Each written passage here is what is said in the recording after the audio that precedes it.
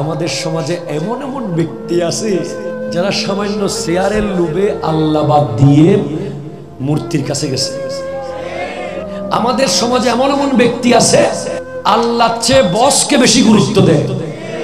জোহরের নামাজের টাইম হইছে, বসকে বলার সাহস করে না, বস আমি নামাজ পড়বো। ঠিক কিনা কথা জোরে বলেন না? এখন আপনার বস বড় না আল্লাহ বড়? আবার আমাদের সমাজে এমন এমন বসও আছে কর্মচারীকে নামাজের সুযোগ দেয় না। সে ভয়ঙ্কর অন্যায় করে, ভয়ঙ্কর অন্যায়।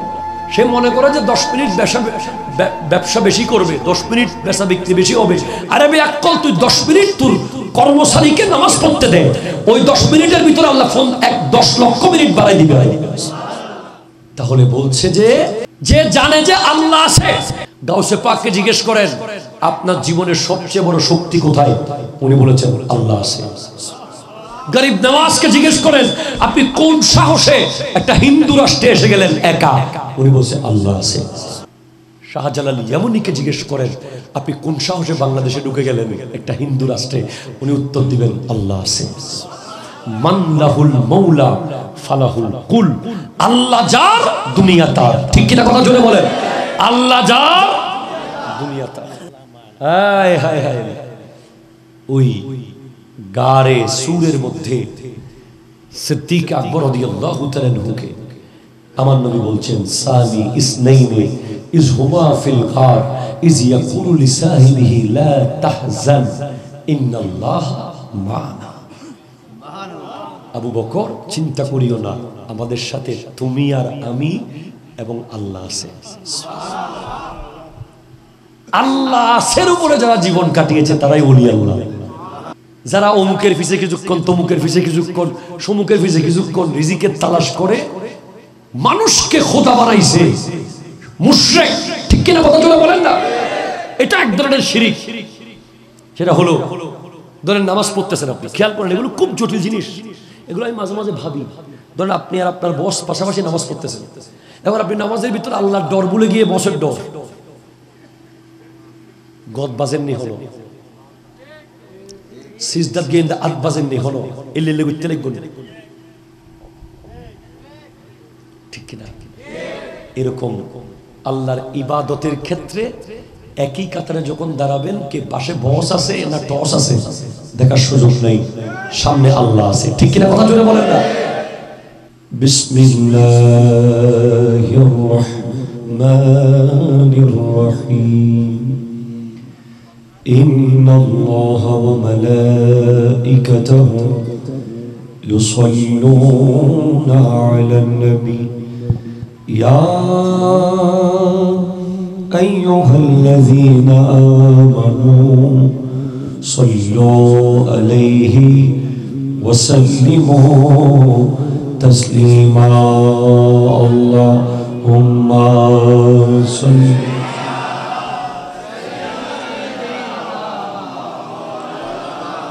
মুহাম্মাদ ওয়া আলা সাইয়্যিদিনা আউযু বিল্লাহি মিনাশ শাইতানির রাজীম। বিসমিল্লাহির রহমানির রহিম। ওয়া কানা তাহতাহু কানজুল লাহুমা ওয়া কানা আবুহুমা সলিহান। আরো জোরে বলেন সুবহানাল্লাহ। সাল্লাল্লাহু মাওলানাল আযীম ওয়া সাদাকা রাসূলুহুন নবিয়্যুল আমিনুল মাকিনুল কারীমুর রাউফুর রহিম ওয়া নাহনু আলা যালিকা লামিনাশ শাহিদিন ওয়াশ শাকিরিন ওয়ালহামদুলিল্লাহি রাব্বিল আলামিন। ঐতিহ্যবাহী সাদারবাড়ি ঐক্য তরুণ প্রজন্ম সংগঠন এর ব্যবস্থাপনায় পবিত্র 12 রবিউল আউয়াল স্মরণে জশ্নে ঈদ মিলাদুন নবী, সকলে বলুন সাল্লাল্লাহু আলাইহি ওয়াসাল্লাম উদযাপন উপলক্ষে আজকের এই নুরানি মাহফিলের সম্মানিত সভাপতি রাঙ্গুনিয়া পুমরা হামিদিয়া দরবার শরীফের সুযোগ্য পীরজাদা আলহাজ মাওলানা হারুনুর রশিদ নাইমি সাহেব কিবলা মুদ্দাজিলুল আলী আওয়াজ দিয়ে বলেন মারহাবা।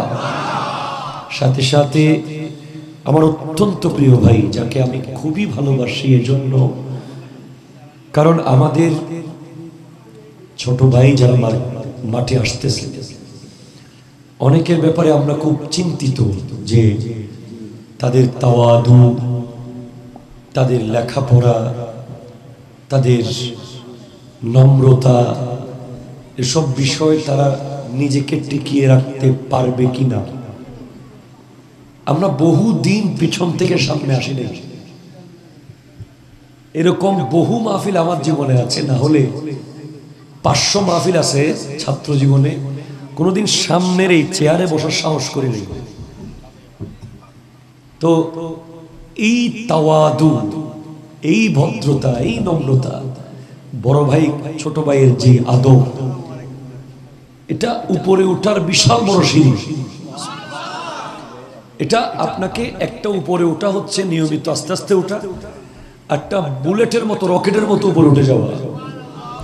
তা আমার মৌলানা মোহাম্মদ রবিউল হাসান দাইমি সাহেব কিবলা জিদা মজদুহু ওয়া শরফুহু, ওনার ফিউচার আমি অনেক ব্রাইট দেখতে পাচ্ছি। আল্লাহ কবুল করুক, আমিন জোরে বলেন না।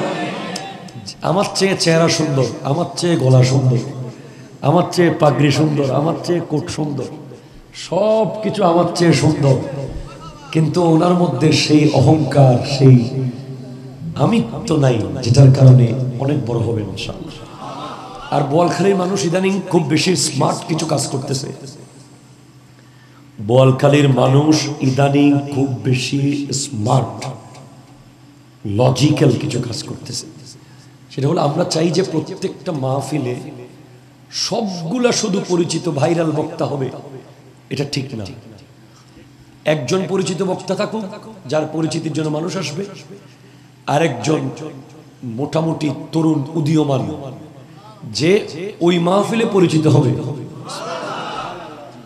আরেকজন থাকবে মুরব্বী, যার দোয়ায় মাহফিল কবুল হবে। ঠিক কিনা জোরে বলেন না। এখন আমাদের দেশে কি হয়, সবগুলো এক সাইজের বক্তা দিয়ে দেয়। না, জয়নুল আবেদিন হুজুরুল লাইবু, মুকাররম বারি হুজুরুল লাইবু, হাসান আজহারি হুজুরুল লাইবু, তো আর গো ফরজ যাইবো। আমাদের আরো এরকম 500 জয়নুল আবেদিন দরকার। কথা বলে না, ঠিক কিনা কথা বলে না। 500 রবিউল হাসান দাইমি দরকার। এগুলো আমাদের তুলে আনতে হবে মাঠ থেকে। আর মুরব্বীরা যদি মাহফিল না থাকে, আল্লামা ইদ্রিস রজবী, সুবহানাল্লাহ বলেন না, উনি বুড়া কালেও গোটা রাত মাহফিলে বসে থাকতেন। এই কারণে মাহফিলগুলো কবুল হতো, বক্তা সংযত থাকতো।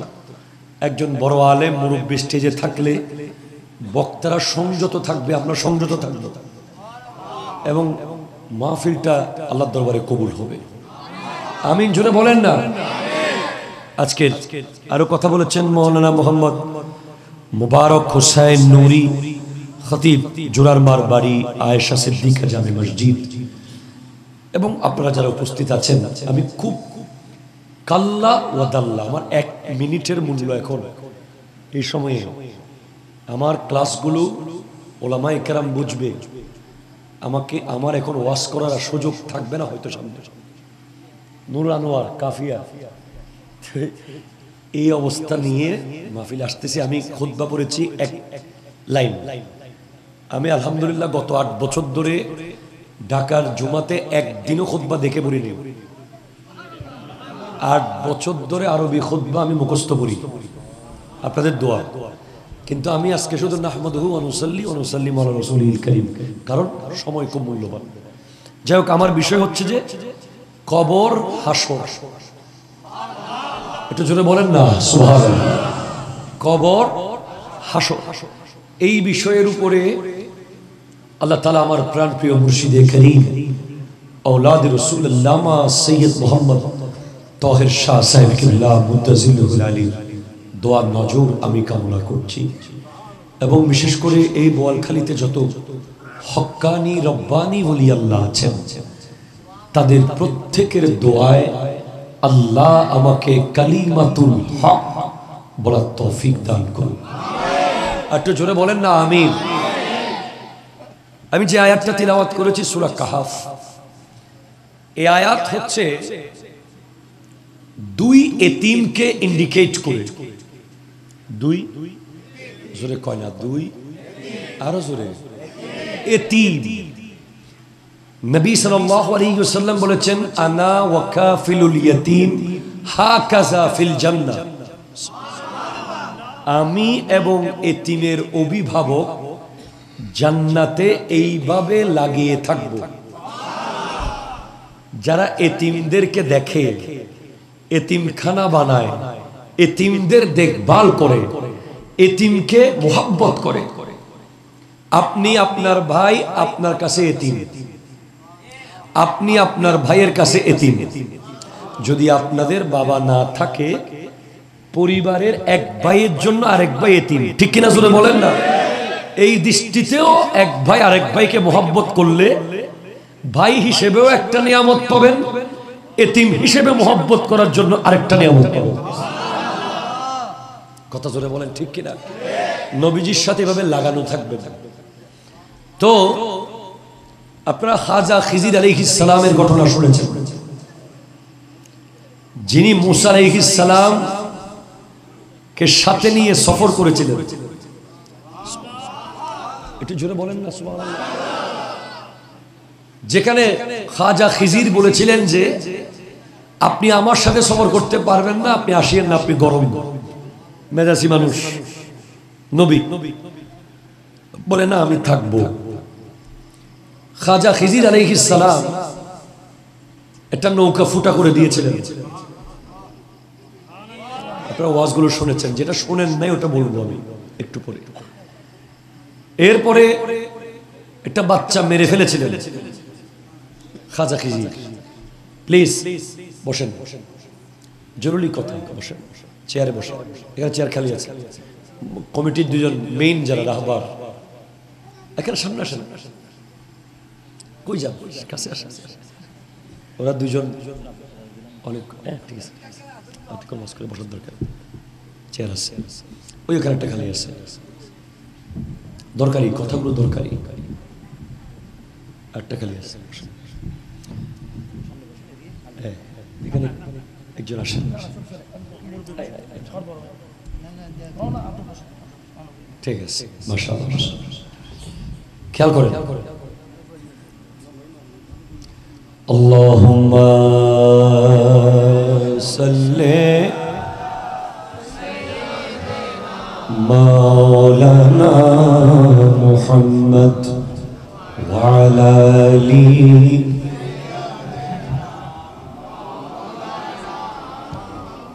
এটা জোরে বলেন না সুবহানাল্লাহ। তাহলে আরেকটা বাচ্চা মেরে ফেলেছিলেন। এরপরে যেটা করেছেন, একটা এলাকায় গিয়ে ওদের কাছে একটু পানি খাবার চেয়েছিলেন। এলাকার মানুষ খানা দেয় নাই। ওখানে খাজা খিজির আলাইহিস সালাম একটা মাটিতে ভেঙে পড়ে যাওয়া দেয়াল, কি দেওয়াল, দেওয়ালেরই কি হল না, তুলে দিয়েছেন সোজা করে। এখন মুসা আলাইহিস সালাম বলছেন যে এরা আমাদেরকে এক গ্লাস পানি দেয় নাই, আপনি এদের দেওয়াল ঠিক করে দিচ্ছেন। দেওয়াল ঠিক করার পরে আবার খাবার পানি চাইছে, তাও দেয় নাই। কিরকম নিষ্ঠুর মানুষ। তো ওই দেয়ালটা কেন ঠিক করে দিলেন? একটু জোরে বলেন না ভাই সুবহানাল্লাহ প্লিজ। দেয়ালটা সোজা করার কাহিনী কি? নৌকা কেন ফুটা করেছেন এটা আপনারা জানেন না। পরে উনি ব্যাখ্যা করেছেন যে এই নৌকাটা জালিম বাদশা নিয়ে যেত, ফুটা করার কারণে নিবে না, সেজন্য আমি ফুটা করছি, পরে সে ফুটা ভরাট করে আবার চালাইতে পারবে, নাহলে জালিম বাদশা নিয়ে যাবে। ওই বাচ্চাটা মেরে ফেলেছে কারণ সে বড় হলে এমন গুনাহ করবে যে বাপ মা জাহান্নামে যাবে। দেয়াল কেন তুললাম? এই দেয়াল কেন তুললেন? এটা কোরআন শরীফ আসতেছে যে ওয়াকানা তাহতাহু কানজুল লাহুমা, ওই দেয়ালের নিচে দুইজনের সম্পদ আছে। একটু জোরে বলেন না সুবহানাল্লাহ। দুইজনের সম্পদ। ওয়াকানা আবুহুমা সলিহান, যাদের বাবা হলো সলেহ, সুবহানাল্লাহ জোরে বলেন, নেককার, পরহেজগার, আল্লাহওয়ালা, যাদের বাবা পরহেজগার। তাহলে বাবার পরহেজগারির সাথে সন্তানের সম্পদের মিল কোথায়, এটা আপনাকে বুঝতে হবে। বাবারা চেষ্টা করে যে সন্তানের জন্য একটা 6 তলা বাড়ি রেখে যেতে। ইতারা বলহালে মানুষ না এরা তো মিল দেখির ব্যাক করবে নাকি আর কোনো সদু নাই গিয়ে ওনারা ওদিন আসলেন জানো না, এই মধ্যে বাজার গেল ওনারা আওয়াজে গোটা বাজার হাই পিললেন না, ওনারা বিরিয়ানি আইত মারহাবা হল একখানা সামলাইন তো বাজি একখানা সামলাই একখানা সামলাই আওয়াজ গড়ে ব্যাক ফিসে বসে দিয়ে কেন জোরে জোরে হতাহন করিব আর কেন সমস্যা দেয় নফারির দিক আইন না আওয়াজে আইন না বাজি মাহফিল কমিটির এতক্ষণ ফোয়া দেখি দিন গেই হলে আওয়াজ আইন না বহুত মজার হতা আছে ইয়েন আগে ফোন না হইন না পারি আল্লাহুম্মা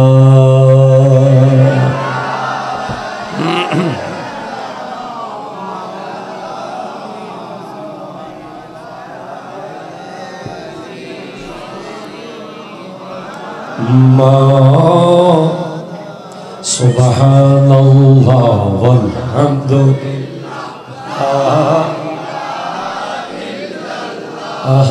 লা ইলাহা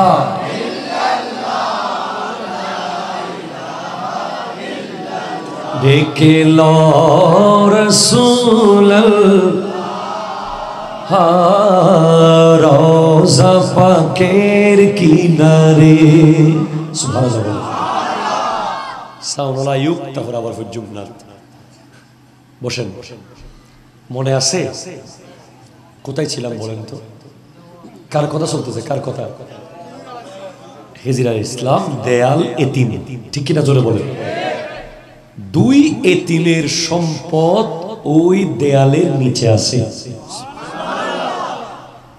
যেই এতিমদের বাবা ছিল সলেহ নেককার, জোরে বলেন না সুবহানাল্লাহ। বাবা নেককার হওয়ার উপর ডিপেন্ড করে সম্পদ কি রেখে যাবে। আপনি একটা কথা বুঝে নিয়েন, আবার বলতেছি, বাপ নেককার আর বদকার দুইটার উপরে ডিপেন্ড করে পোলা পাইনের জন্য কি রেখে গেছে। বাপ যদি নেককার হয় উনি 6 তলা বিল্ডিং নেকে না গিয়ে আগে সালাম শিখাবে, ঠিক কিনা জোরে কথা বলেন না। আপনার সন্তান যদি মুরব্বি দেখলে সালাম দেয়, এটা যদি আপনি আপনার সন্তানকে শিখাতে পেরেছেন তাহলে আপনি তাকে 10 তলা একটা বাড়ি দেওয়ার চেয়েও দামি সম্পদ দিয়েছেন। আপনার ছেলে যদি আজান দেওয়ার লগে লগে মসজিদে চলে যায়, আপনি তাকে 50 তলা একটা বাড়ি দেওয়ার চেয়েও বড় দামি সম্পদ শিখিয়েছেন। আপনার সন্তান যদি মায়ের সাথে আদব করে, আপনার সন্তান উস্তাদ দেখলে আদব করে, আপনার সন্তান যদি সুন্দর করে নবীর সুন্নাহ মতো চলে, আপনি তাকে গোটা 20টা 50 তলা বাড়ি দেওয়ার চেয়ে দামি সম্পদ দিয়েছেন। আর আপনি যদি আপনার সন্তানকে 6 তলা একটা বাড়ি দিয়েছেন, আর কি একটা ল্যান্ড ক্লোজার গাড়ি দিয়েছেন, কিন্তু আপনার ছেলে এলাকায় মাস্তানি করে, কথা কোনটা ঠিক কিনা জোরে বলেন না, তাহলে আপনি আপনার ছেলেকে কিছুই দিতে পারেন না। এটা আপনাকে বুঝতে হবে। তো এতিমের কি এমন সম্পদ ছিল যেটার কারণে খিজির আলাইহিস সালাম নিজে দেওয়ালটা তুলে দিলেন? আপনারা পৃথিবীতে বহু মুফাসসিরের নাম শুনেছেন, আজকে একজন মুফাসসিরের নাম শুনেন, যেই মুফাসসিরের নাম হলো হযরতে উসমান ইবনে আফফান রাদিয়াল্লাহু তাআলা। হযরত উসমানও বিশ্ববিখ্যাত মুফাসসির। ওনারা খুব কম তাফসীর করেছেন, যেহেতু ওনারা ভয় পেতেন যে আল্লাহ যা বলে নাই আমি কোনো তা বলে দিচ্ছি কিনা, নবী যা বলে নাই আমার মুখ দিয়ে কোনো তা বের হয়ে যাচ্ছে কিনা, এই জন্য সতর্ক থাকতে থাকতে। তো এই আয়াতের তাফসীর করতেছেন হযরতে উসমান যুন্নুরাইন রাদিয়াল্লাহু তাআলা আনহু, যে ওয়াকানা তাহতাহু কানজুল লাহুমা ওয়াকানা আবুহুমা সালিহান, তাদের জন্য ওই দেয়ালের নিচে সম্পদ রাখা আছে, তাদের বাবা সালেহ নেককার। তো নেককার যেহেতু বাবা, সম্পদ যা রাখা আছে হয়তো তা কবরের সম্পদ অথবা হাসরের সম্পদ।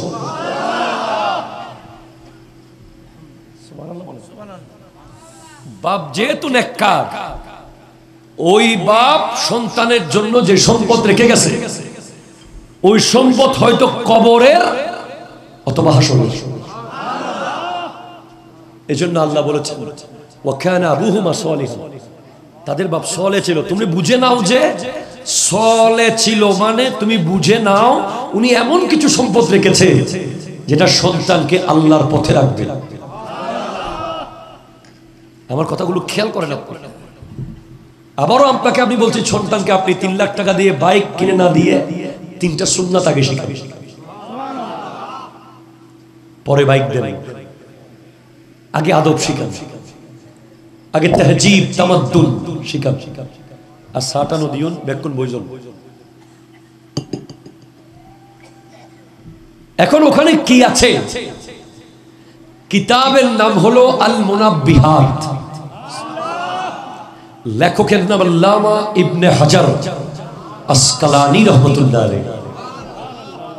ইবনে হাজার মানে পাথরের বাপ, যিনি বিশ্ববিখ্যাত আল জামে আল মুসনাদ আস-সহিহ আল মুখতাসার মিন উমুরি রাসূলিল্লাহ সাল্লাল্লাহু আলাইহি ওয়াসাল্লাম ওয়া সুনানিহি ওয়া আইয়ামিহি as-সহিহুল বুখারীর ব্যাখ্যা গ্রন্থ লিখেছেন আল্লামা ইবনে হাজার আসকালানী রাহমাতুল্লাহ আলাইহি। ইবনে হাজার আসকালানী ছিলেন যে একজন ইবনে হাজার আসকালানী, একজন বদরুদ্দিন আইনি, একজন হানাফি, একজন শাফিঈ। এই দুজনের 2টা বিশ্ববিখ্যাত বুখারী শরা আছে, একটা ফতহুল বারি, একটা উমদাতুল কারি। এগুলো কামিলের ক্লাসে পড়ানো হয়, মাস্টার্সে। তো ইবনে হাজার আসকালানীর বইটার নাম হলো আল মুনাব্বিহাত, ছোট্ট একটা বই যেটা আমার সামনে এখন আছে। এটা আমি বহু কষ্ট করে কালেকশন করেছি। এটার মূল কপি আমি বহু লাইব্রেরিতে খুঁজেছি, কোথাও পাই নাই। অনেক কষ্টে আমি কালেকশন করেছি এটা। এখানে এসেছে, আল্লাহু আকবার জোরে বলেন না, এখানে এসেছে যে কি ছিল। হয়তো উসমান যুন্নুরাইন বলেছেন ওই দেয়ালের নিচে ওয়ারাকাতুম মিনাল ফিদ্দা, ওয়া সুবহানাল্লাহ হন বাস বলহালি মানুষ সুবহানাল্লাহ হন বাজি অনরা আজিয়ে হলো 70 হইতো না, যে শুধু এলম ইলমি হতো হইব। এটা জোরে হন না সুবহানাল্লাহ। ওয়ারাকাতুম মিনাল ফিদ্দা, একটা স্বর্ণের পাতা। স্বর্ণের পাতা মানে এটা বইয়ের পাতার মতো একটা পৃষ্ঠা আর কি। স্বর্ণের একটা পৃষ্ঠা, পৃষ্ঠাটা কাগজের না, কিসের বলেন না, কিসের? ওই স্বর্ণের পৃষ্ঠাটা এতিমের বাপ ওই দেয়ালের তলে 2 ফোলার জন্য রেখে গেছে। এখন ওরা নয়ট ওনারা হয়তো ব্যাকরণ বুঝে ফেললে, আই মাঝে শিক্ষক মানুষ আত্মে ফোয়াশার ক্লাস ডিস্টার্ব করলে বেশি বিরক্ত লাগে দেয়। একখানা ব্যাকরণ বইয়ের ফোন না কথা কিন্তু।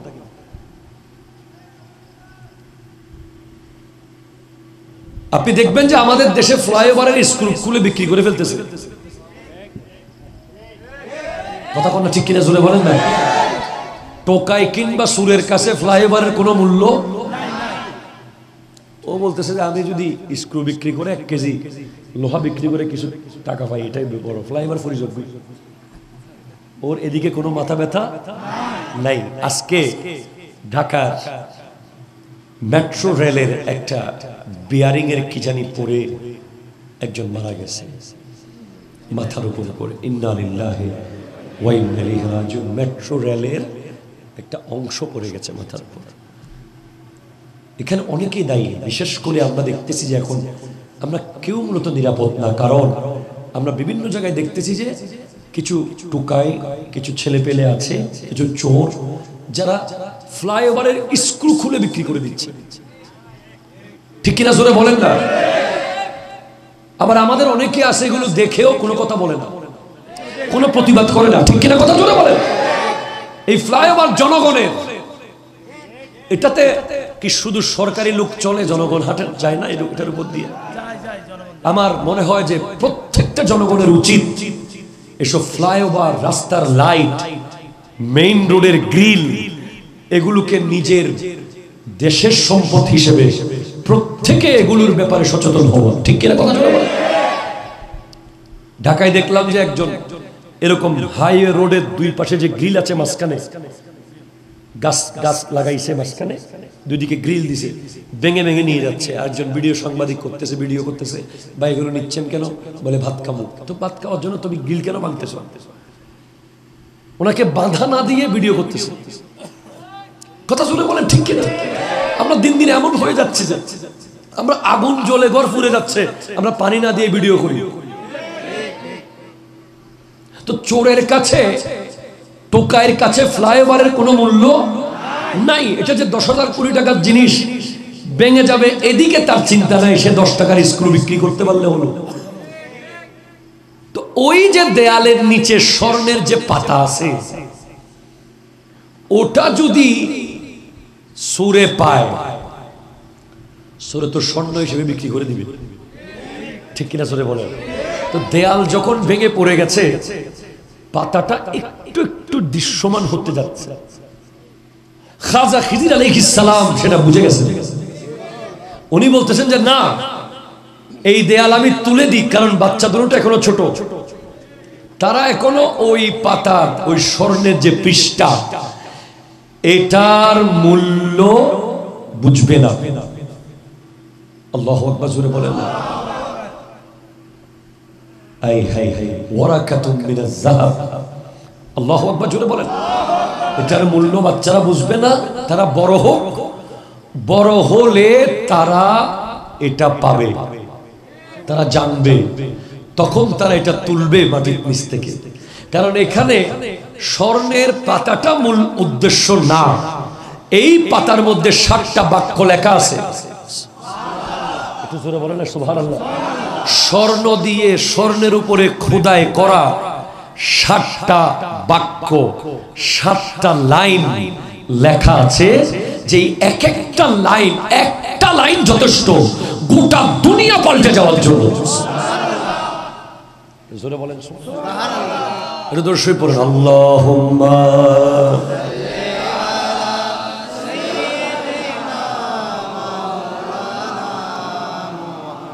وعلى آل سيدنا سبحان الله والحمد لله لا إله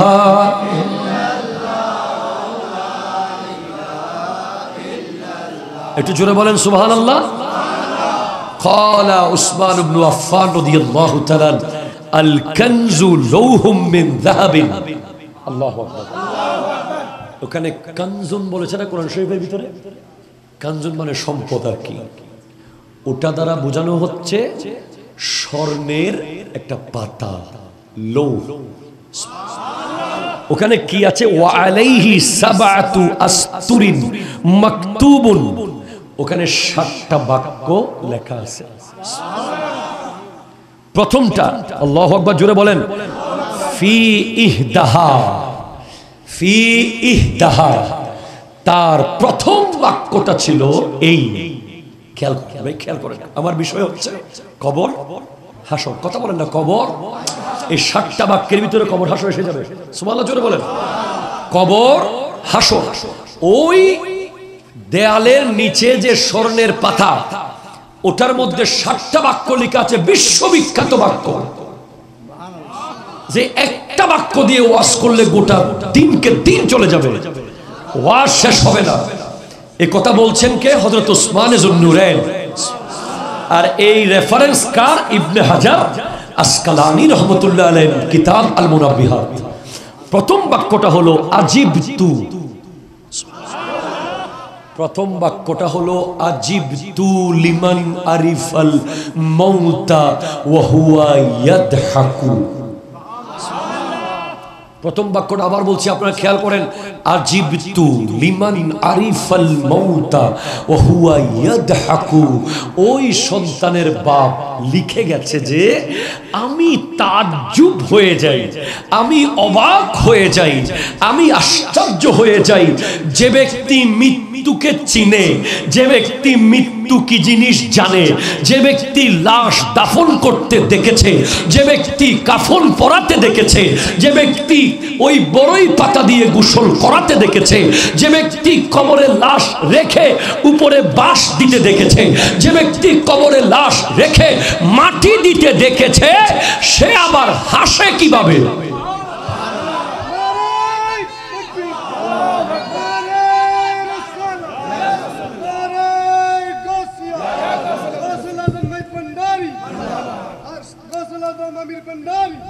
একটু জোরে বলবেন না আপনি? সুবহানাল্লাহ জোরে বলবেন না?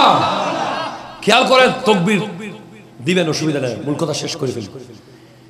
তো খেয়াল করো আমার যুবক ভাই, আজকের দিনের যুব সমাজ সারাক্ষণ শুধু হাসি ঠাট্টা, ঠিক কিনা? কথা জোরে বলেন না?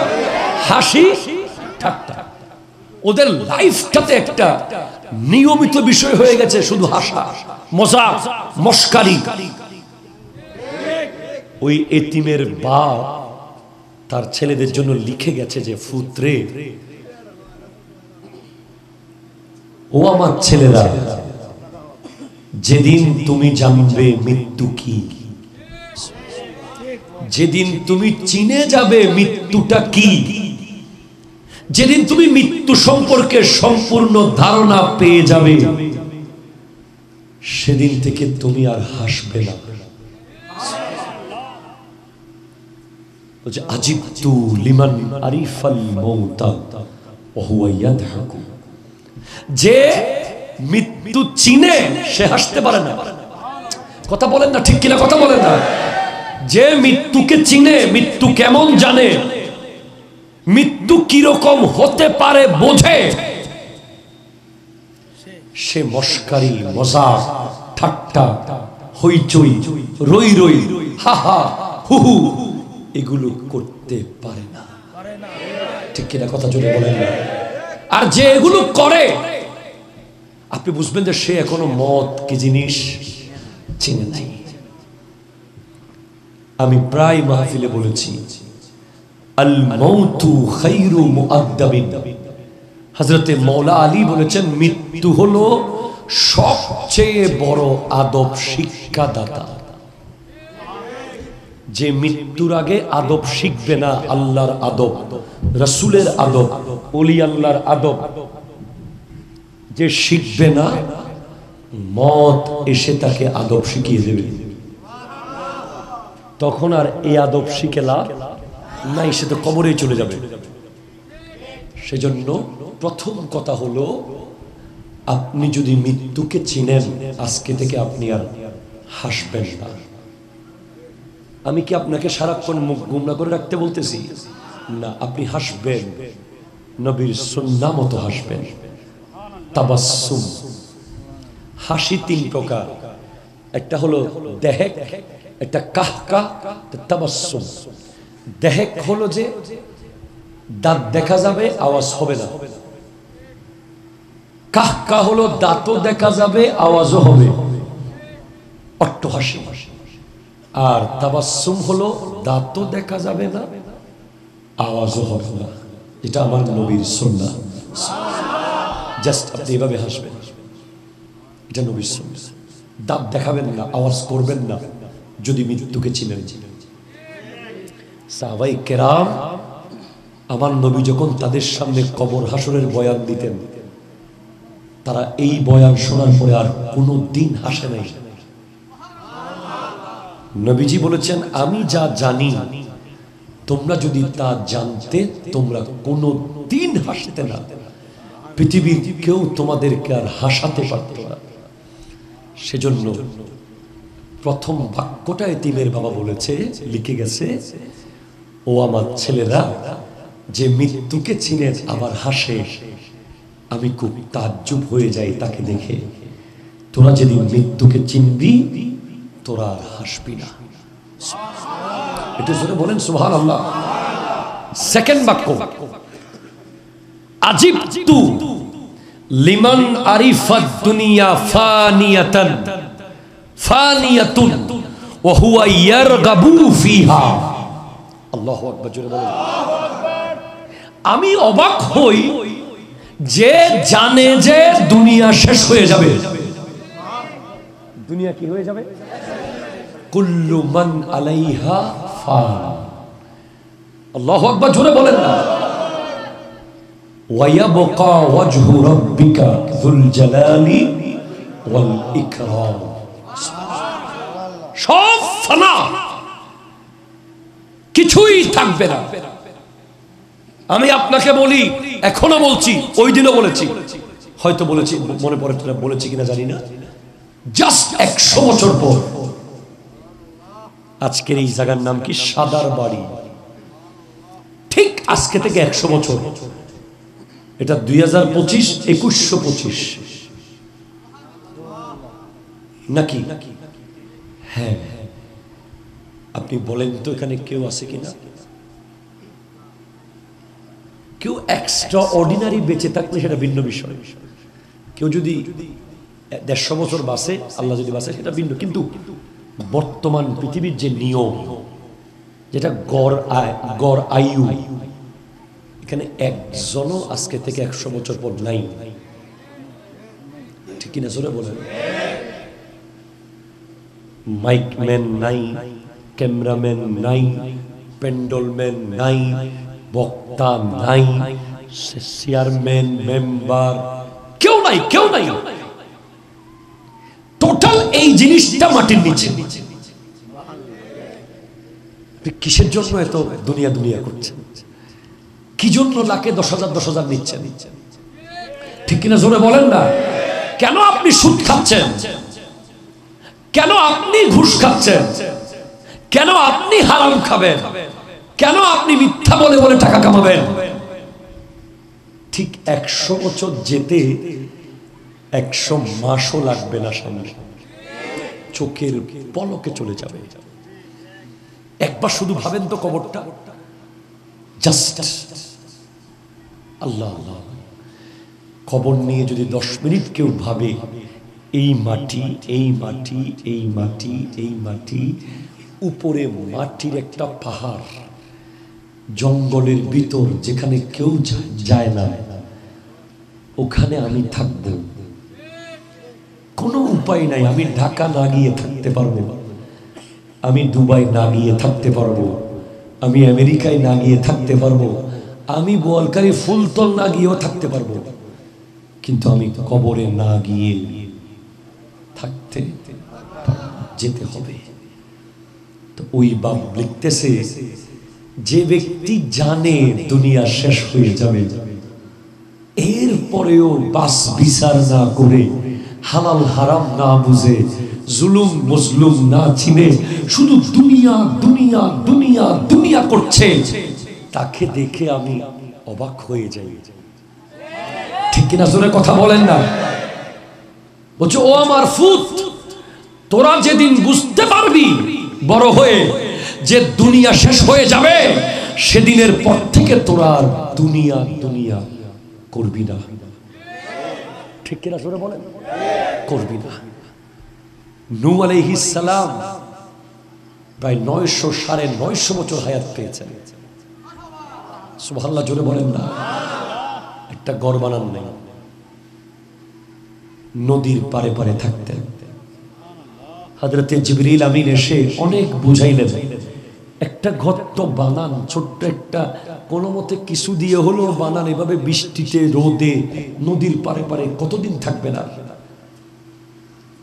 বলে তুমি আমাকে বলো কালকে আমি বেঁচে থাকবো, এটা নিশ্চিত দাও, আমি ঘর বানাবো। জিবরিল আমিন বলছেন আমি সেটা পারবো না।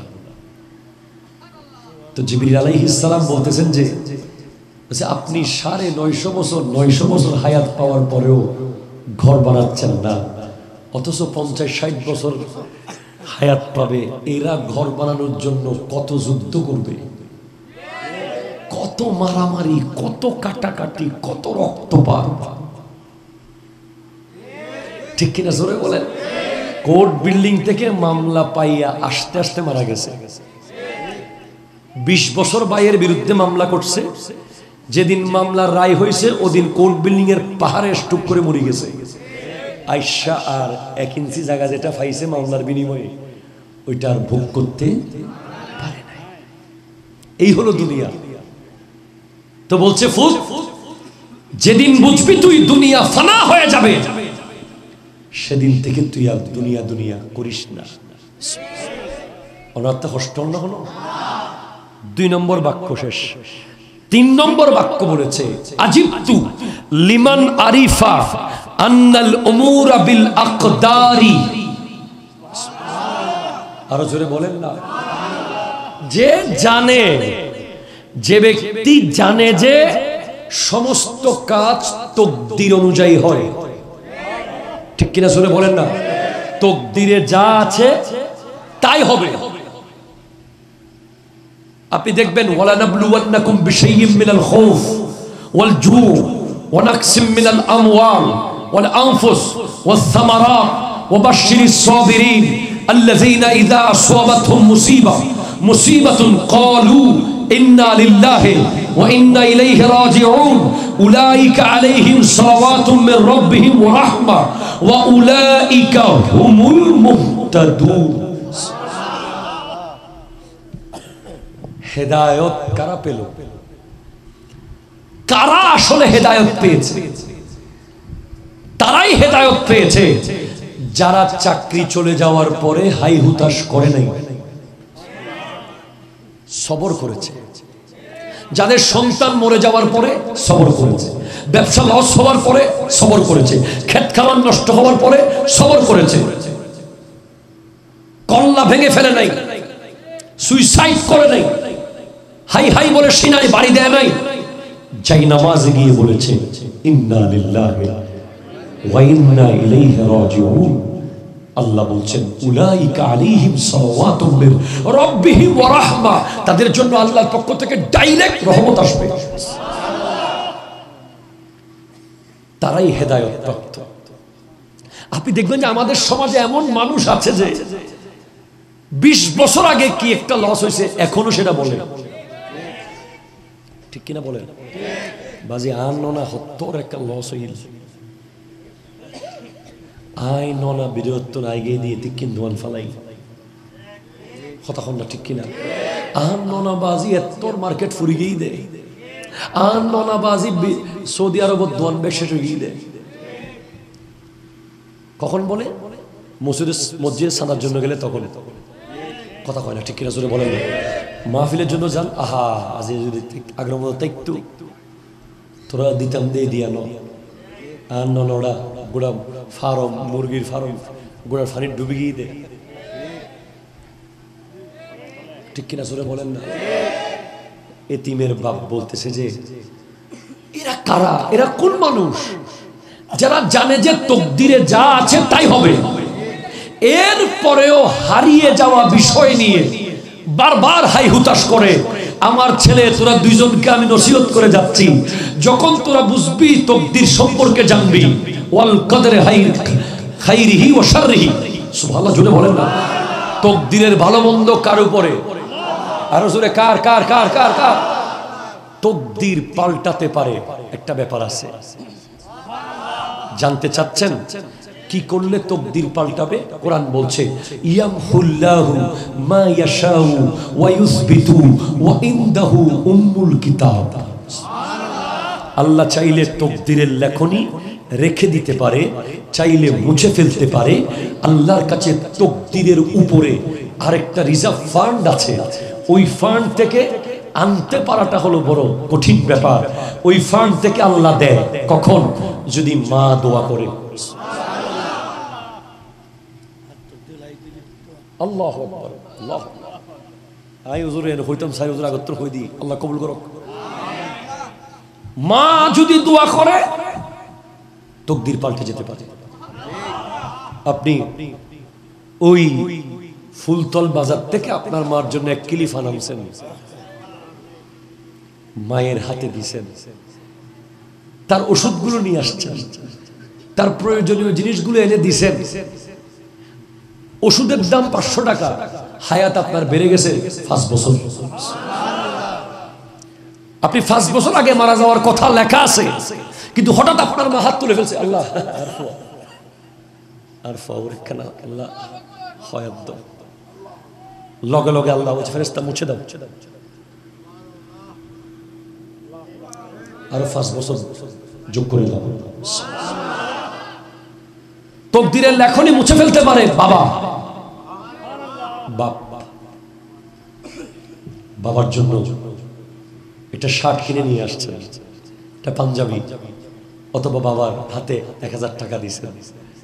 বাপ তো সামনাসামনি কিছু বলে না, ওই মসজিদের কোনায় গিয়ে কেঁদে কেঁদে আল্লাহ আর ফুয়ায় আর 1000 কোটি দিয়ে, আল্লাহ ইতরে তুই কি দিবে? আমি অন্তর দোয়া করি, আল্লাহ ইতরে তুই হায়াত দারাজ কর। ব্যবসার লগে লগে তার ব্যবসার মধ্যে 10 লক্ষ টাকা লাভ হয়ে যাচ্ছে।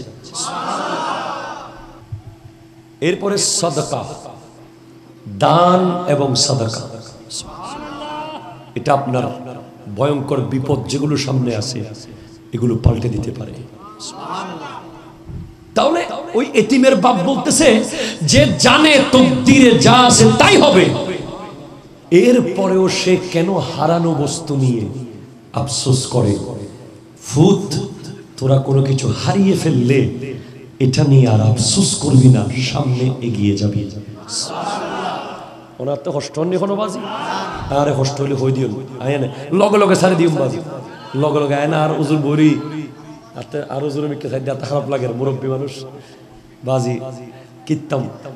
আর এক প্রবলেম হচ্ছে সরি একখান বলে আমি একখান আছে দেই দুদি গুলি জম একখানে সাইদি 1 মিনিট আগে যাবে বললেই।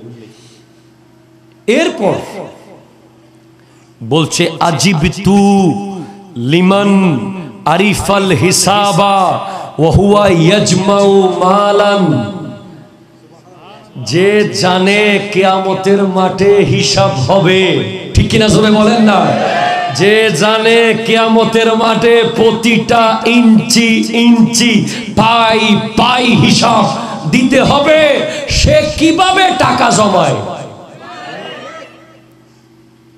আসে না নাই? হন না, নিজেও নহায়, পরিবারেরও নহাবাই, মসজিদ তো নদে, মাদ্রাসা তো নদে, উদো জমাই হালি হালি ব্যাংক ফুরোর দুম করে একদিন ব্যাংক গেই নমাতের গেই না ন যায়, জান না নজার অনেক কিছু গড়িতে চাইবেন না।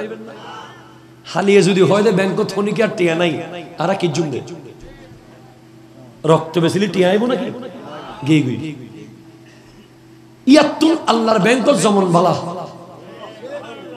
কারণ আলারাফা ব্যাংক, ইসলামী bank, Dutch Bangla bank, UCB যত ব্যাংক আছে এরই বাংলাদেশে ইউন ব্যাংকগুলোর এটিএম কার্ড এর সচলতায় বুঝে অনে মরিবের আগের দিন পর্যন্ত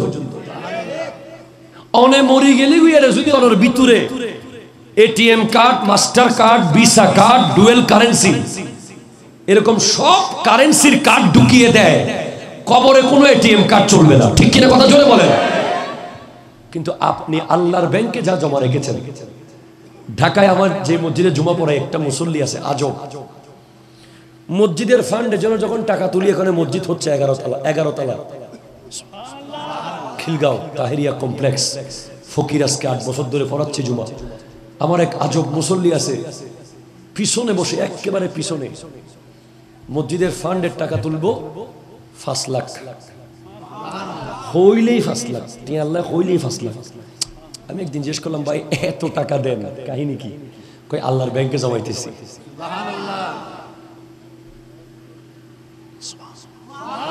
সন ওর ব্রেইন নাম সন আই নিজেও দুর্নবাবি ও আর হদ্দে আল্লাহর ব্যাংকে জমাইতেছি। যেই ব্যাংকে জমানোর জন্য লাইন ধরতে হয় না, টোকেন নিতে হয় না, ব্যাংকে গিয়ে চেয়ারে বসে থাকতে হয় না, আবার রসিদ লেখাইতে হয় না, আবার টাকা 500 টাকার নোট কয়টা, 1000 টাকার নোট কয়টা, আবার গুণ দিয়ে হিসাব, আবার পরে সাইন মিল আছে কিনা, আবার ভোটার আইডি কার্ড দেখানো, এত তালকে করবে ভাই আল্লাহর ব্যাংকে জমাই।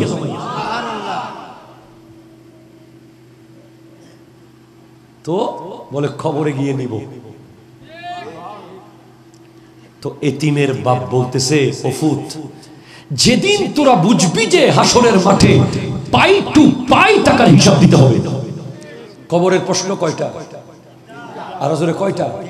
হাসরের প্রশ্ন আরো জোরে 5টা প্রশ্ন হাসরে করা হবে। 1 আন উমরিহি ফিমা আফনাহু, তোমার বয়স তুমি কোন কাজে ব্যয় করেছো। ও আন জিসমিহি ফিমা আবলাহু, তোমার বডি তুমি কোন কাজে খরচ করেছো। ও আন মালিহি মিন আইনা ইনফাকা ওয়া মিন আইনা ইকতাসাবা, এই মাল কোত্থেকে কামাইছো, কোথায় খরচ করেছো। দুনুয়ান আর একটা মুসলিম মাহফিলুতুল খামাই মুসজিদ বানাই শেষ। নুরি সাহেব তো মুসলিম হইবুদে মাহফিলুতুল খামাই মাদ্রাসা বানাই। হারুন তো মুসলিম হইবুদে মাহফিলুতুল জামাই শাহা দিয়ে দি লই জায়গার মাদ্রাসা বানাই। সুবহানাল্লাহ সুবহানাল্লাহ এব জাহানা বানাই আসতো আই জানি তো তাই বুদে। কারণ যারা আলেম ওলামাই তারা জীবনের স্বপ্ন তাই দেখে মাদ্রাসা বানাই, আর তখন টেনশন নেই। আল্লাহু আকবার, মারহাবা। হুজুর নিজেও শিক্ষক, মারহাবা জোরে বলেন না। তাহলে অনে চিন্তা করার কি হইবেন, হত্তুন হামায়ুন হড়ে খরচ গজ্জুম, এই দুটো প্রশ্ন আল্লাহ করিব হাসরের মাঠত। তো এতাল্লাই এতিমুর বাপে হতে ও আমার ছেলেরা, তোরা যেদিন জানতে পারবি টাকার হিসাব দিতে হবে সেদিন থেকে টাকা আর জমাইস না। অনেকের মনে এখানে টেনশন আছে, আহা আমার 1 টাকা জমা নাই ব্যাংকে, 1 টাকা জমা নাই, কোনো জমাজাতি নাই, দিনে আনি দিনে খাই, দিনে আনি দিনে খাই, এই আনি এই শেষ। আপনার জমা হলো আল্লাহ। আল্লাহ যদি একটা পিঁপড়াকেও খাওয়াইতে পারে আপনাকে কি উপোস রাখবে? রাখবে না। গরিব হওয়া কোনো দুঃখের বিষয় নয়, গরিব হওয়া একটা ক্রেডিট। কারণ কিয়ামতের দিন আমার নবী প্রথম যাদেরকে নিয়ে জান্নাতে রওনা হবেন তারা গরিবরা। ডাইরেক্ট হাদিস। আর একটা কথা মনে রাখবেন যে 2 সুখ 2 দুঃখ এক হবে না। কেউ এখানে বেশি সুখী হলে ওখানে দুঃখী হবে, আবার কেউ এখানে বেশি দুঃখী ওখানে সুখ আছে। এখানেও সুখী ওখানেও সুখী, এখানেও দুঃখী ওখানেও দুঃখী, এটা হবে না। হাদিসে লেখা আছে এটা। আল্লাহ 2 সুখ আর 2 দুঃখ এক করবে না, 1 সুখ 1 দুঃখ। এখানে অতি সুখী যদি থাকতে চান থাকে, বেশি আরামায়েশ, বেশি মজা, বেশি আনন্দ, বেশি ফুর্তি, বেশি খানা, বেশি বাড়ি, বেশি গাড়ি, বেশি টাকা, ওখানে খবর হবে। এজন্য এখানে একটু টানা সিরাই থাকলে ভালো। সুবহানাল্লাহ দিতারা সুবহানাল্লাহ। ও আমার সন্তানেরা, যেদিন তোমরা জেনে যাবে তোমাদের কিয়ামতের মাঠে হিসাব দিতে হবে, সেদিন থেকে তোমরা টাকা আর জমায়ও না। অনেক মানুষ কবরে গিয়ে আফসোস করবে, আর 1 লাখ টাকা তো ওই সাদার বাড়ি জামে মসজিদে দিয়ে আসতে পারতাম, কিনলে নদিলাম, কিনলে নদিলাম, কিনলে নদিলাম, টিয়া তো ব্যাংকত ফরিয়াছিল দি এতে খবরত উড়িয়ে রে মেডি ফাঁক করি ফোয়াসারে ডাকি হইবে সুযোগ আর নাই। অনর খবর সামান অনে জোগাড় করি জমে, অনে এই যুগুত আশা নগর্জুন দে অনর ফোয়ায় অনর ফকরতুন দান করিব এই আশা অনে নগর্জুন। ওই কিশোরগঞ্জের এক ব্যক্তি মরার আগে তার 7 দিন না ফাতিহা করে ফেলেছে। প্রায় 20-30 হাজার মানুষ খানা খাবাই দিই, লিখি দিই জিয়াফত, বয়স 90 বছর। বলে কিরে, সাংবাদিক গিয়ে বলে আপনি এখনো মৃত্যুবরণ করেন না, জীবিত আছেন, মরার আগে জিয়াফত করে ফেললেন। বলে আমি বিশ্বাস করতে পারতেছি না, আমি মরার পরে যদি আমার পোলাপাইন আমার জিয়াফত না করে। যুগ এরকম হয়ে গেছে, সেজন্য আপনি এমন ভাবে করে যান যেন কেউ আপনার কবরের পারে না গেলেও নিয়মিত যেন একটা মেশিন জারি থাকে সওয়াবের। আপনাদের মসজিদ আছে না? কোথায় মসজিদ, কোনটা? এটা, এই জায়গাটা কে দিছে মনে আছে? মালিকের নাম? যাক, দরকার নেই নাম বলা, যিনি দিছে। যদি ওনার কবরটা একটু খুলে দেখতে পারতাম, যদি ওনার কবরটা খুলে দেখা যেত ভিতরে কি চলতেছে, আপনি দেখতেন যে উহুদ পাহাড়ের মতো বড় বড় পাহাড় সওয়াবের। ওনাকে কারো কাছে দোয়া চাইতে হবে? আমার জন্য দোয়া করিয়েন, আমার জন্য দোয়া করিয়েন, আমার জন্য দোয়া করিয়েন বলতে হবে না। দোয়ার ফ্যাক্টরি উনি খুলে গেছে, এটা কিয়ামত পর্যন্ত দোয়া জারি থাকবে, ঠিক কিনা জোরে বলেন না? সেরকম কোন এলাকায় কোন মেয়ের বিয়ে করিয়ে দিবেন, গরিব মেয়ের, কোন এলাকায় পুকুরে ঘাট দিয়ে দিবেন, কোন জায়গায় গিয়ে টিউবওয়েল বসিয়ে দিবেন, কোন ক্যান্সার রোগের ওষুধ দিয়ে দিবেন। এইভাবে এমন এমন কাজ করবেন যে যেন দোয়ার ফ্যাক্টরি জারি থাকে। আল্লাহ বুঝার তৌফিক দান করুক, আমিন জোরে বলেন। এরপরে বাবা বলে ওয়া আজিবতু লিমান আরিফান নারা ওয়া হুয়া ইয়াজনিবু। আল্লাহু আকবার বলেন। যে আগুন দেখেছে, আগুন দেখুন না ওরা, সেখানে হাত তুলুন, তখন ওখানে দেখুন আগুন।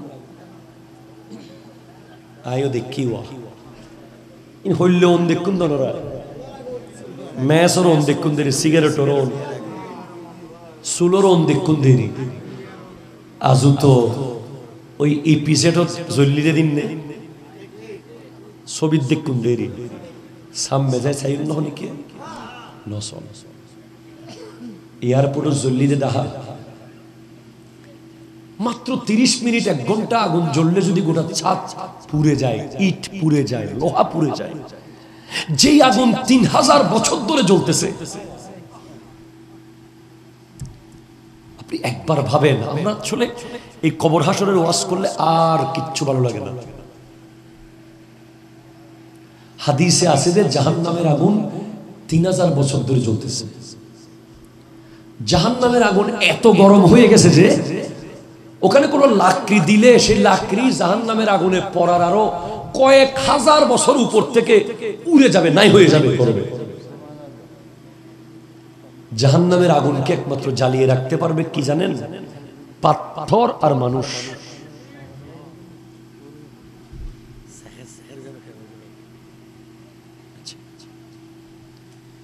পাথর আর নহদে, পাথর আর আল্লাহ কোরআনে বলছে ইয়া আইয়ুহাল্লাযীনা আমানু কু আনফুসাকুম ওয়া আহলিকুম নারা ওয়াকুদুহান নাসু ওয়াল হিজারা। আল্লাহু আকবার জোরে বলেন। হে ঈমানদার, তোমার পরিবারকে আগুন থেকে বাঁচাও। সুবহানাল্লাহ। হইতে লাগবে ও ঈমানদার, আল্লাহ হইতে দে। ও ঈমানদার, তুই নিজে আগুন উত্তুন বাঁচো, পরিবারের আগুন উত্তুন বাঁচাও। ইবে সুলোর আগুন ন, এটা এলপিজি গ্যাসের আগুন না, এটা হলো ওই আগুন যে আগুনের লাকড়ি হচ্ছে পাথর আর মানুষ। পাথর আর নাউজুবিল্লাহ, জোরে বলেন না। জাহান্নামের আগুনকে আর কোনো কিছু দিয়ে জ্বালিয়ে রাখা যাবে না, তাকে দিতে হবে শুধু মানুষ দিতে হবে। মানুষ দিলেই জাহান্নামের আগুন তার মনের মতো লাকড়ি পাবে। তাহলে আপনি একবার ভাবেন ওই আগুন কত ভয়ঙ্কর, যেটা 3000 বছর ধরে জ্বলতেছে। 1000 বছর জ্বলে জ্বলে লাল হয়েছে, আর 1000 বছর জ্বলতে জ্বলতে সাদা হয়েছে, আর 1000 বছর জ্বলতে জ্বলতে কালো হয়ে গেছে, এখন কালোর উপরে আছে। ওই আগুনের উপরেই পুলসিরা। জাহান্নামের গেটের দারোয়ান মালিক ফেরেশতার একটা চোখের ব্রু পুলসিরা, ওখান থেকে পড়ে গেলে ডিরেক্টলি নারুন হামিয়া। এই আগুন তো ওই এতিমের বাপ লিখে গেছে, আজিবতু, আমি তাজ্জুব যে আগুন দেখেছে এরপরেও গুনাহ করে। ঠিক কিনা কথা জোরে বলেন না? যে আগুন দেখেছে সে গুনাহ করতে পারে না।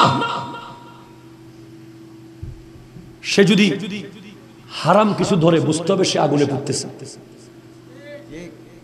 এক ওলি আল্লাহর দরবারে এক মুরিদ গিয়ে বলে, হুজুর আমার ছেলেকে আমি ফজরের নামাজে তুলতে পারি না, আমাকে এমন একটা আমল দেন যেন আমার ছেলে ফজরে ঘুম থেকে উঠে নামাজের সময়। তখন হুজুর বলতেছে, আপনি আপনার ঘরে আগুন লাগাই দেন। আল্লাহু আকবার। নহর ঘরে আগুন লাগাই দিব মানে আপনার ঘরে আগুন লাগাই দিলে আপনার ছেলেকে ঘুমে থাকতে পারবে? ধরেন আপনার ঘরে আগুন লেগে গেছে, তা আপনার ছেলেকে তখন তুলবেন না? নামাজের তুলবেন না? অবশ্যই তুলবো। কেমনে তুলবেন? বলে বিছানা সহ বের করে ফেলবো। ফোলা যদি ঘুম থেকে না উঠে তার বিছানা সহ আলগাইয়া বের করে ফেলবো, কারণ আগুন ধরছে। তো আপনার ছেলেকে আপনি দুনিয়ার আগুন থেকে বাঁচানোর জন্য যদি বিছানা সহ বের করে ফেলেন, জাহান্নামের আগুন থেকে বাঁচানোর জন্য ফজরের সময় ডাকেন না কেন?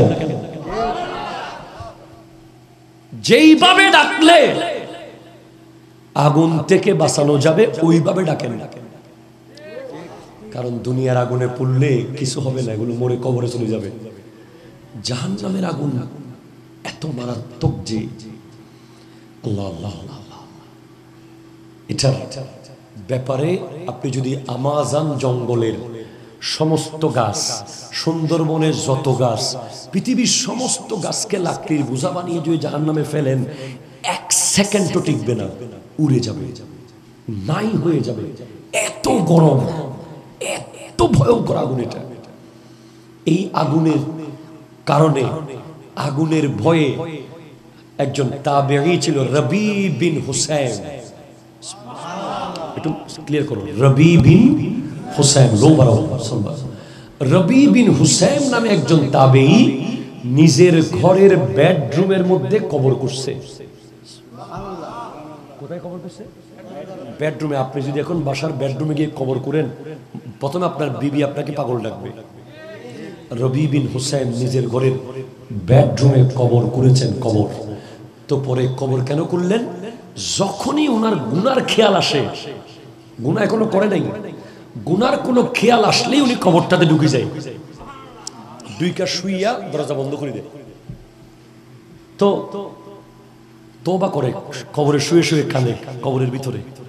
শেষে যখন মনে হয় যে তোবা হইছে, নিজেকে নিজে বলে, রবি এবার শেষবারের মতো তুমি কবর থেকে উঠতেছ, পরের বার কবরে ঢুকলে তুমি আর উঠতে পারবে না। তো ওনাকে বলা হচ্ছে, আপনি বেডরুমে কবর কখন কেন করলেন? বলে কামারের দোকান আমাকে বেডরুমে কবর করতে বাধ্য করেছে। বলে কিভাবে?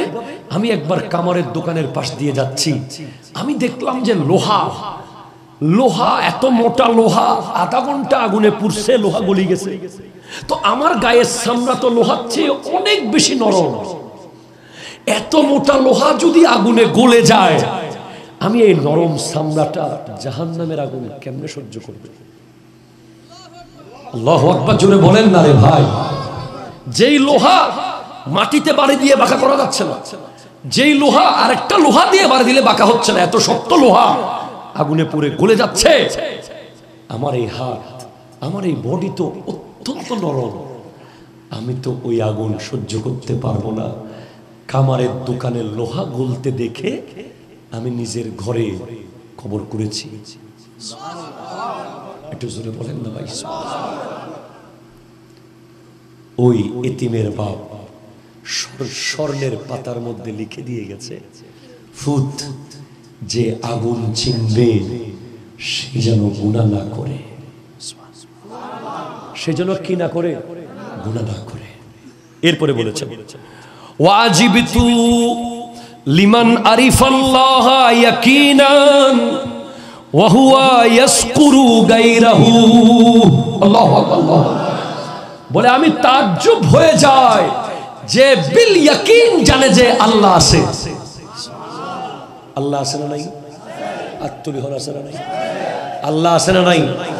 ব্যাকিনুল মালিক হন, দিত্তারে দেখনে আর রব হন, জীবনের মালিক হন, ইজ্জতের মালিক কে?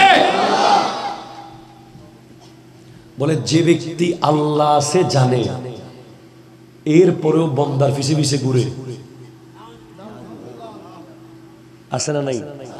আমাদের সমাজে এমন এমন ব্যক্তি আছে যারা সামান্য শেয়ারের লোভে আল্লাহ বাদ দিয়ে মূর্তির কাছে গেছে। আমাদের সমাজে এমন এমন ব্যক্তি আছে আল্লাহর চেয়ে বসকে বেশি গুরুত্ব দেয়। জোহরের নামাজের টাইম হইছে, বসকে বলার সাহস করে না, বস আমি নামাজ পড়বো, ঠিক কিনা কথা জোরে বলেন না? এখন আপনার বস বড় না আল্লাহ বড়? আবার আমাদের সমাজে এমন এমন বসও আছে কর্মচারীকে নামাজের সুযোগ দেয় না। সে ভয়ঙ্কর অন্যায় করে, ভয়ঙ্কর অন্যায়।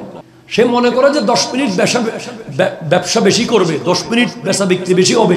আরে ভাই আকল, তুই 10 মিনিট তোর কর্মচারীকে নামাজ পড়তে দে, ওই 10 মিনিটের ভিতরে আল্লাহ 10 লক্ষ মিনিট বাড়াই দিবে। তাহলে বলছে যে যে জানে যে আল্লাহ আছে, গাউসে পাককে জিজ্ঞেস করেন আপনার জীবনের সবচেয়ে বড় শক্তি কোথায়? উনি বলেছেন আল্লাহ আছে। গরিব নওয়াজকে জিজ্ঞেস করেন আপনি কোন সাহসে একটা হিন্দু রাষ্ট্রে এসে গেলেন একা? উনি বলছেন আল্লাহ আছে। শাহজালাল ইয়ামানিকে জিজ্ঞেস করেন আপনি কোন সাহসে বাংলাদেশে ঢুকে গেলেন একটা হিন্দু রাষ্ট্রে? উনি উত্তর দিবেন আল্লাহ আছে। মান লাহুল মাওলা ফালাহুল কুল, আল্লাহ যার দুনিয়া তার, ঠিক কিনা কথা জোরে বলেন? আল্লাহ যার দুনিয়া তার।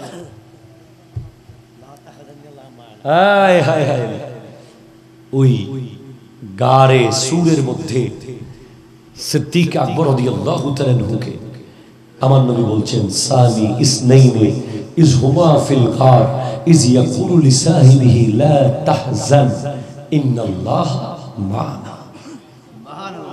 আবু বকর চিন্তা করিও না, আমাদের সাথে তুমি আর আমি এবং আল্লাহ আছে। আল্লাহ আছের উপরে যারা জীবন কাটিয়েছে তারাই ওলি আল্লাহ। যারা অমুকের পিছে কিছুক্ষণ, তমুকের পিছে কিছুক্ষণ, সমুকের পিছে কিছুক্ষণ রিজিকের তালাশ করে মানুষকে খোদা বানাইছে, মুশরিক, ঠিক কিনা কথা জোরে বলেন না? এটা এক ধরনের শিরিক। সেটা হলো ধরেন নামাজ পড়তেছেন আপনি, খেয়াল করেন এগুলো খুব জটিল জিনিস, এগুলো আমি মাঝে মাঝে ভাবি। ধরেন আপনি আর আপনার বস পাশাপাশি নামাজ পড়তেছেন, এবার আপনি নামাজের ভিতরে আল্লাহর ডর ভুলে গিয়ে বসের ডর গদ বাজেননি হলো, সিজদাত গিয়ে আত বাজেননি হলো, এলে গুইতে লাগবেন, ঠিক কিনা?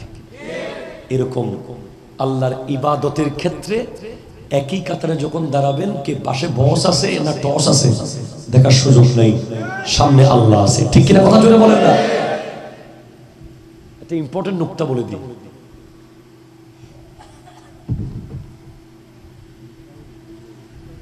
দুরূদ শরীফ আল্লাহুম্মা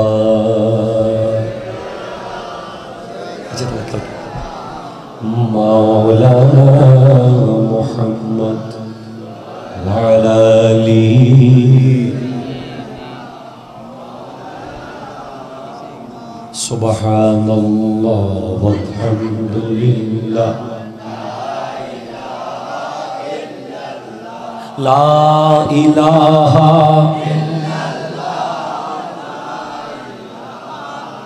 একটু চিৎকার দিয়ে বলেন না সুবহানাল্লাহ।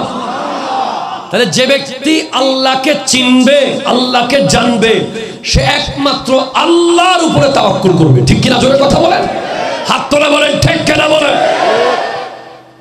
অন্য কারো উপরে তাওয়াক্কুল করার দরকার বাস আল্লাহ আছে। আর আব্বাতে সবসময় দেখতে পাই, সবসময় এখনো দেখি এটাইন কিছু আমি গরিব দিই ইবে সবসময় আল্লাহ আছে। ড্যাম কেয়ার আল্লাহ আছে। যারা আল্লাহ আছে মনে করে এরা হক কথা বলতে পারে, ঠিক কিনা কথা জোরে বলেন? যারা আল্লাহর উপরে তাওয়াক্কুল নাই এরা হক কথা বলতে পারবে না। আল্লাহর উপরে তাওয়াক্কুল, এরকম বহু ইতিহাস পৃথিবীতে আছে। সুবহানাল্লাহ জোরে বলেন। ওয়া মান ইয়াতাওয়াক্কাল আলাল্লাহ ফাহুয়া হাসবুহু, যে আল্লাহর উপরে তাওয়াক্কুল করলো আল্লাহ তার জন্য যথেষ্ট। ওয়া যে বানাই ইবেতুন হনে বেশি মহব্বত করি বলে আল্লাহু আকবার, লতীফুম বিল ইবাদ। আল্লাহু আকবার। এই যে টয়োটা ব্র্যান্ডের গাড়ি জাপান বানাইছে, গাড়ি যদিও আপনার, যিনি যে কোম্পানি বানাইছে তাদের একজন কর্মচারী নিয়ে আসেন, সে দেখবেন যে গাড়িটাকে কি আদর করবে, কি মুছবে, আহা আমি আমার হাত দিয়ে বানাইছি। আমাদেরকে তো আল্লাহ বানিয়েছে, ঠিক কিনা কথা বলেন? এই জন্য আমাদেরকে আল্লাহর চেয়ে বেশি মুহাব্বত কেউ করবে না। আল্লাহর মুহাব্বতের দরিয়া, সেখান থেকে এক ফোঁটা দুনিয়াকে দিয়েছে, এক সাগর মুহাব্বত আল্লাহ রেখে দিয়েছে। যার কারণে আমরা এত গুনাহ করি, এত অন্যায় করি, এরপরেও আমরা এখনো বেঁচে আছি। আমরা কি একদিন উপোস থাকছি? থাকি না। আল্লাহ কবুল করুক, আমিন জোরে বলেন। সর্বশেষ, আজিবতু লিমান আরিফাল জান্নাহ ইয়াকিনান ওয়া হুয়া ইয়াস্তারিহু বিদ-দুনিয়া। যে জান্নাত চিনে এরপরও দুনিয়ায় সুখ খুঁজে, নকুজের শিমুল তুলোর বেড, শিমুল তুলোর বালুস, একখানা এসি, একখানা জানাটা লাইবু, অতি আরাম, দরকার নেই। বহুত বড় বড় আলেমকে আমরা দেখছি যে কোন মতে পাটি বিছাইয়া ঘুম গেছে, ও এডে কিশোর গজ্জুম ব্যস্ত যায়, গজ্জুম দেবী একখানা ঘুম জন্ম, এডে ঘুম কি যাই মার আল্লাহ ঘুম নিয়ে আলে ব্যস্ত যাই দেরি। বলে যে জান্নাত চিনে সে দুনিয়ার বিছানা নিয়ে আফসোস করবে না, ঠিক কিনা কথা জোরে বলেন না? যে জান্নাত চিনে সে দুনিয়ার বালিশ আর দুনিয়ার কোল বালিশ আর দুনিয়ার এসি, দুনিয়ার ফ্যান নিয়ে চিন্তা করবে না। গরমে মরে যাবে, এরপরে বলবে কয়দিন তো আর আসি, কালকেই জান্নাতে গেলে এসি খাবো, ঠিক কিনা জোরে কথা বল। এই শেষ এক শেষ কথা, ওয়া আজিবতু লিমান আরিফাশ শয়তান, শেষ কথা ফোয়ারে হই গই দজুর। আজিবতু লিমান আরিফাশ শয়তান আদুওয়ান ফাআতাহু। যে জানলো শয়তান তার সবচেয়ে বড় শত্রু, এরপরেও সে শয়তানের অনুগত হলো, শয়তানকে অনুসরণ করলো, তার মতো বদবখত আর দুনিয়াতে নাই। তাহলে এক নম্বর বলেছে যে বাবা তোমরা যেদিন জানবে মৃত্যু কি আর হাসবে না, সুবহানাল্লাহ জোরে বলেন। দুই নম্বর বলেছে যে বাবা তোমরা যেদিন জানবে দুনিয়া শেষ হয়ে যাবে আর দুনিয়া তালাশ করবে না। তিন নম্বর, বাবা তোমরা যেদিন জানবে তকদিরে যা আছে তাই হবে, এরপরে হারানো বস্তু নিয়ে আর আফসোস করবে না। চার নম্বরে বলছে যে বাবা তোমরা যেদিন জানবে টাকার হিসাব দিতে হবে, সেদিন থেকে টাকা আর জমাবে না। পাঁচ নম্বরে বলছে যে বাবা তোমরা যেদিন আগুন চিনবে সেদিন থেকে আর গুনাহ করবে না। ছয় নম্বরে বলছে যে বাবা তোমরা যেদিন জান্নাত কি বুঝে যাবে সেদিন থেকে দুনিয়াতে আর আরাম খুঁজবে না। সাত নম্বরে বলেছে বাবা তোমরা যেদিন শয়তান চিনে যাবে সেদিন থেকে শয়তানের আর আনুগত্য করবে না। এই হলো ওই এতিম দুই সন্তানের জন্য বাবার রেখে যাওয়া স্বর্ণের পাতা, 60টা বাক্য লেখা, প্রতিটা বাক্য কোটি কোটি টাকা দামের সম্পদ এই পৃথিবীর যুব সমাজের জন্য, ঠিক কি কথা জোরে বলেন।